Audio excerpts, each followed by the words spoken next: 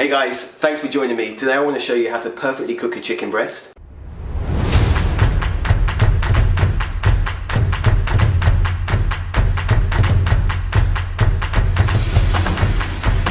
Hot pan, olive oil in,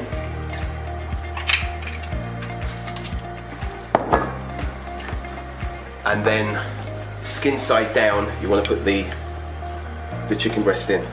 Okay, so once it's coming up and you're starting to get colour on the skin, then just go straight into the oven.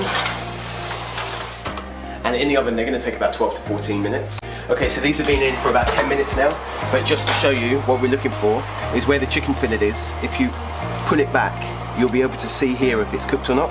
So once it goes white, then it's almost there. So you can still see slight pink. So that needs a few more minutes, and then this has been skin side down the whole time. So probably another 4 minutes and that'll be good. Okay, so these chicken breasts have been in for like 16 minutes. So just pull back the fillet and you can see it's white there.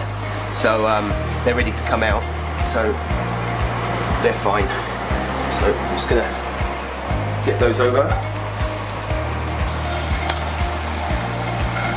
And then leave them to rest. So I'm just going to leave flip them over, and that way the juices will balance out, because when it cooks, all the juice is pressed to the middle.